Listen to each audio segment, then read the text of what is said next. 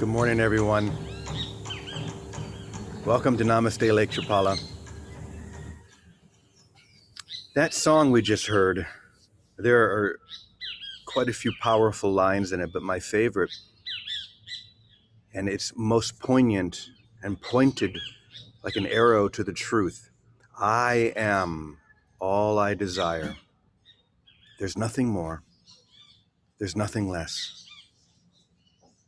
That's all there is. That I am presence within each one of us. Does that work to say? Given that there is only one extension of the love and the loveliness of God, there's only one presence, I am, and yet it shows up in what seems like an infinite number of ways through and as each one of us. We can't understand that with our minds, but we can trust it. We can accept it uncompromisingly. We talk about that a lot, being uncompromising with the truth of who I am right now in this moment, who I've always been, who I can never stop being.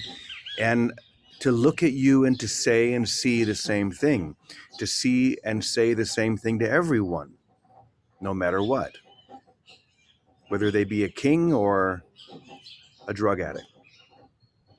None of those distinctions matter in this presence, because this presence with a capital P is our only focus.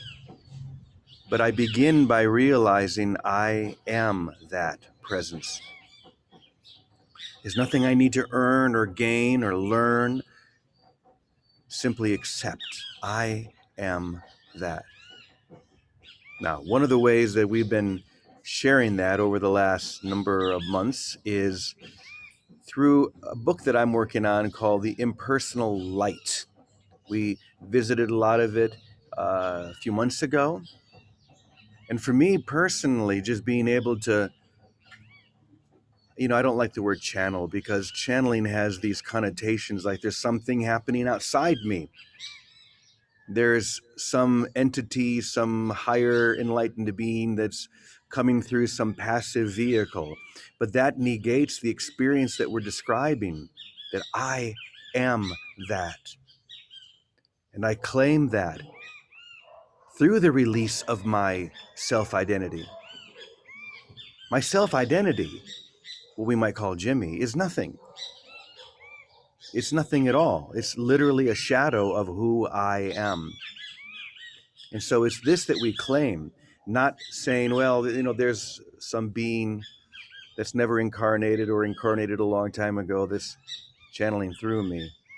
I think it's so much more true and so much more powerful when we claim it through the presence of I am. And that's what we're going to hear in today's lesson. So let me read this to you. I'm going to read it very slow and maybe make a few comments along the way, but then we'll talk about it with Vicky and Teddy and others. First of all, I wanted to see if you remember a commercial that was popular 20 or so years ago. There would be a frying pan on a hot stove or a hot flame, and it would say, "This is your mind on drugs," and then they would drop an egg and it would just sizzle, kind of like Vicky's Syrian eggs sizzle. Well, this is kind of how this begins. It says, if you could actually see what happens in your mind when you consider the possibility of two, you would never do it again. That alone would be enough to convince you to lay aside all ideas and concepts of separation and accept the truth that there is only one expression of love in the universe, and it's you. That's a pretty powerful beginning. If you could see what actually happens to your mind, inside your mind, when you consider the possibility of two or separation itself, you would never do it again, because you would realize that it leads you down this rabbit hole that leads nowhere, and it gets deeper and deeper and deeper till there's no light. And what we're seeking is the light. What we're realizing and expanding is the light. So we need to finally, somehow experientially, not intellectually, but experientially release this crazy, untrue idea. Let me read further. Your need to hold on to the concept of two, which leads to three, which leads to an infinite number of others, has desensitized you to the anxiety caused by your imagined split from reality. Once again, your need to hold on to the concept of two has desensitized you to the anxiety caused by your imagined split from reality. In other words, that imagined split creates great anxiety within you, but you're so accustomed to it, you don't even realize it anymore. It's time to realize that anxiety, because it's the pressure of that anxiety that's going to help us break through.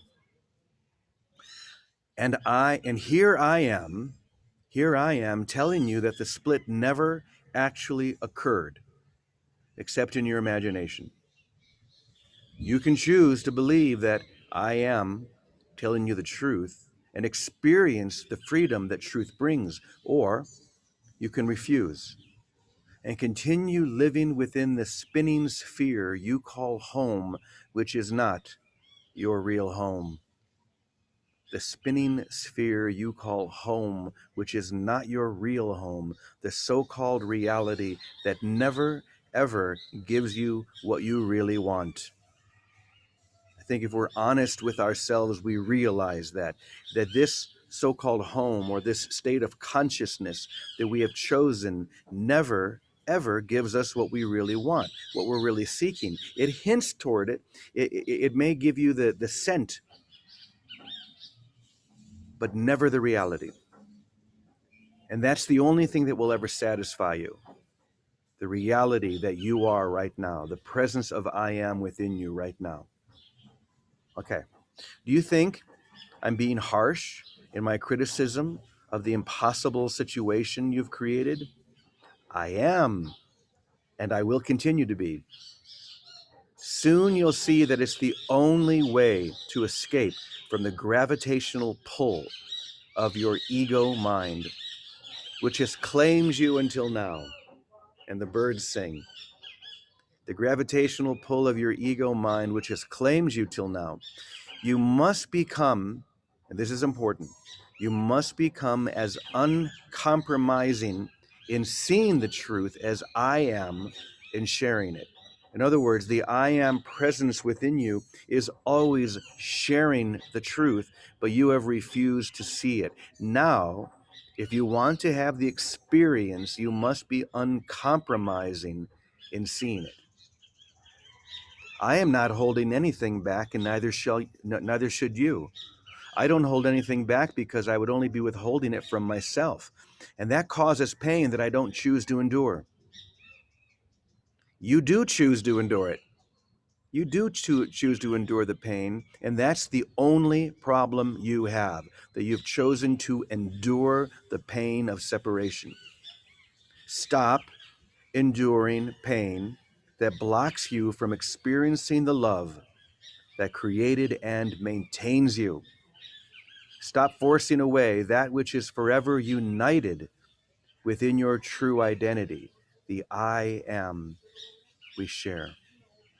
This is such a powerful lesson if we just let go of our need to be conceptual and just sink into it, just float in this infinite ocean, like floating on a beautiful warm ocean with gentle waves on a hot summer day.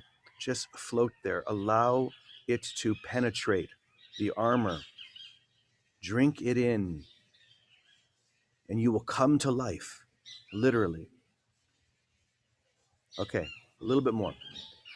I said that you have become desensitized to the anxiety caused by your split from reality. And yet, the voice you hear and sense within, the gentle whisper that screams, yes, when you hear these words, has not faded completely. It has only receded into the shadows of your consciousness, where it waits upon your return to sanity. And now that you hear my voice, the voice of I am within you, which is actually your voice, your return to grace is at hand. Your return to grace is happening now. Your insane mind, that which has caused you so much confusion and pain, is beginning to loose its foothold. And as it does, you find yourself growing happy for no reason. That's because happiness is your true state and is not dependent upon what seems to be happening, but upon that which has never changed. Not what seems to be happening, but that within you that can never change. Did you get that? You're happy because the truth within you has never been compromised or changed. Once again, the truth within you has never, ever been compromised or changed. And now you finally realize that I am telling you the truth. Regardless of what seems to be happening, this joy will build and grow until you lift above this world of separation completely. And then everything I am saying will make perfect sense. And I know that's already begun. Everything that you're hearing is beginning to make perfect sense, not here, but here. You're no longer desensitized to the experience itself. You've become raw, you've become soft. And so now you feel the pain of separation, and in doing so, choose again. Choose to see what has always been seen, as opposed to that which has never been seen. So, I'm going to be quiet now, and I'm going to turn it over to Vicky and let her take it from here. Is Vicky not here today, Ted? She was here, and I think we have roofers in the house. It's in the room. With the roofers, actually. Well, why don't you go ahead and take it, and we'll see if she comes back. Well, I don't know where to take it, actually. It is entirely true that only coming to an experience of being joined in the one self of all self, or, coming into the realization of who we are as we are created, not as we have made ourselves, and therefore made a world to verify that self. The dualistic world is never going to make you happy, because total joy is its opposite. I mean, total joy, total peace is not what this world is about. It's Hold on one about second, Teddy. You said that we made a world literally to verify our need to separate. Is that right? Talk more about that. That's powerful. absolutely. Um, well, everything is an outward picturing of an inward condition. I mean, that's what Jesus is teaching in the course. That's why and how we do this to ourselves. Everything we see is an outward picturing of our inward condition. And the inward condition of the mind that seems to be here in space and time is denial of the reality of the singular nature of our creation and of heaven that has no opposite. So in order to project something different than heaven, It's funny watching them go by in the back. we are projecting opposition to heaven, which means we are projecting something that has opposites. And that's what we do. We have a world where there's pluses and minuses, there's truth and falsity. None of this exists in reality. Yes. And and we can talk about it using the words that we've made up to verify this opposition and to explain what we think is going on, but the words will never fit, and the experience will go so far beyond words that the words become meaningless in the experience. Now, when you come back from that experience here in space and time, you definitely want to share the good news, which is what Jesus's function was. And so we use words that can be confused. But the certainty that someone who has had that experience also has is the confusion is only being caused by the mind that's thinking and using the words to either verify confusion or to get out of confusion. And that's where we have to be honest with ourselves. What do we want these words to be for? What do we want to use what we're learning for? To verify our condition or to release ourselves totally from our own thinking to discover what is true. And what's true is real, whole, perfect, and without opposite. Now, that can't be really expressed in words because the idea of a word, it defines something.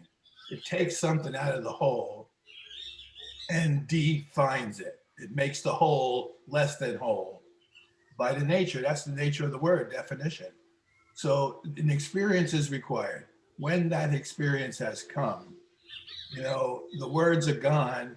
And the truth is, that's what happened to me when I had the experience before I had the course. And I needed the course to help me understand in words what was going on because it was not something I could speak of and it sounded like gibberish. So, and I know the course could also be used, or, what we're talking about could also be used to lessen the fear of the experience because the only fear we have is fear of reality. Everything else is just a byproduct of that. Everything else we've made are just symbolic representations that we see outside of ourselves to justify the fear within so we don't have to go within to look at what we are really scared of.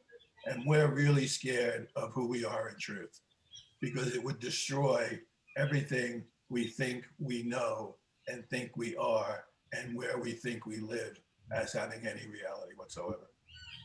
Hmm. And then we come into this experience, and it's, pardon the analogy, but it's like blowing a hole through the roof. Absolutely. It And not, does. yeah, That and roof's not repairable. exactly, that's where I was going. And then not following the need to repair it. No, because you can't repair what's true. You can only repair what's untrue. The Yeah. truth is true and nothing else is true. And you could, justify. There are a lot of books, there are a lot of teachers who try to justify or rectify or sort of like utilize the duality as a means of explaining something. And there's justification, but one is real and the other isn't real. That's simple. This world is not real in any regard. Now, the absurdity of me sitting here in a chair on a camera talking to other people in the world and telling them that this world is not real in any regard, and I know that, dawns on me every time I do it. And yet, it's what I know to be true, and I wouldn't want to deny anyone the truth. Yeah. Whether they want the truth or not, that's entirely up to them. So, like, if we can allow people to sort of start to just question their own thinking because something maybe sounds a little bit better, or this is what Jesus says, the pain that we experience when we hear these things becomes the motivation for looking for a solution, which is how he uses the course. Which is The exactly pain, what today's lesson is about. Yeah. right? Pain of existence in the world of space and time becomes the reason why we look for help. Yeah. And when we see that that pain has always been, we want total help. And that's total relief. And that's the differentiation between reality and what isn't true. So what we're really saying is let the pain be total, because it Absolutely. brings total escape, as opposed to letting the it in just in partial measure, really feel it. And that's what the why the lesson begins by saying, if you could actually see and feel what happens in your mind and in your heart when you consider the possibility of two, you would never do it again. That alone would be enough to convince you to lay aside all ideas and concepts of separation, and to accept the truth, to no longer be desensitized from that pain. That's what you're saying, is we become desensitized to the pain of separation. But if we allow it to really feel it in all its terribleness, we pop through. And the thing about it is this, that's also why, like when Jesus puts this together, it's so total. Because what he's saying is, okay, forget the past, forget the pain of the past. Just see the pain you're in now. Like, don't judge, oh, well, I'm not in as much pain as I was 10 years ago. Just the pain you're in now is enough to want you to go for a solution to the pain. The justification and the differentiation and the adjudication of, well, it's not as bad as it used to be, that doesn't help. Like, there's only the pain you're experiencing now that really has anything to do with the way you're feeling. Justifying it or trying to delude yourself into thinking it could be worse or better is not using the pain in a corrective way. It's just justification for continued pain, Yeah. past and future, which makes the future like the past. Well, I hope you guys are getting this, because this is the bullseye, and it may not be what we could call a gentle lesson, because all we're saying is embrace and feel the pain that you're in by thinking that you could be separate from everything, from thinking that there's such a possibility of separation from 2 to 3 to 3 trillion. There is no possibility of that. The world you think you see is not the real world, and yet you've become so desensitized to the pain of that separation that you endure it, when enduring is not the answer. Releasing is the answer. Being released into this. How are you doing? Oh, how you doing? Good. All right. All right. Love you, Vicky. Fixing the roof. Okay. Let's go over to Namaste, and we'll see what you guys have to share. Good morning, everyone. I'm peeking at you over the roof here. Good to see ya. All right. Thank you, Ravi. Christina, do you have anything you'd like to share? Good morning. Oh, I can see all of you behind me. I hesitate to add any more words to that, but I do find that there is a misunderstanding around what needs my attention. So I hear a lot of people, stating the word spiritual bypass. And there seems to be stages or, rites of passage that we walk through on this apparent human dream of a journey, in where most of us grew up not expressing our feelings, not being in an environment where we were heard or listened to or loved or, whatever the story is, every human story. And so at some point along the journey, we come to a place where, oh, I need to love that little girl. Oh, I need to listen to what's happening inside. Oh, I need to acknowledge these feelings that are happening right now, and I need to understand them and where they come from and how they got here. And we get in this loop that just goes on because, every moment the person, our personality, can have a feeling, can have a mental reaction to something. And if I'm watching that all the time and I'm allowing myself to experience it all the time, I'm simply perpetuating the person, the personality. And where I find this misunderstanding is there's somewhere along the way where we hear the term spiritual bypass. And we then judge that if I don't rest in whatever's happening at the moment, I'm spiritually bypassing it. A spiritual bypass is actually when there is something happening that I choose not to give my attention to without presence. If I am resting and being as presence, and a feeling arises or a thought that's uncomfortable arises, I notice that it's there and I turn my attention away from it, and my presence never falters. I am living the essence of spirituality, and I am using discernment to know the difference between perpetuating the person or resting as being. So, yes, we do need to experience what's happening, but it's momentary as we see it as the witness. We're not thinking about it, we're not trying to understand it, we're not having to, let the body shake through the sobbing or whatever it is. It just is a wave that comes and goes, sometimes almost instantaneously. So I just wanted to clarify that because I'm hearing, these things happening around here even and on the call. And if we understand that at some point we have to turn away from the personality because all we're doing is perpetuating it, that doesn't mean that we're having a spiritual bypass. It means that we're actually making a choice to rest as presence through whatever arises. And that could be anything under the sun. It could be, a really intense wave of grief, or it could be a really intense wave of joy. But discernment sees that it's just passing phenomena. It's just something that comes and goes.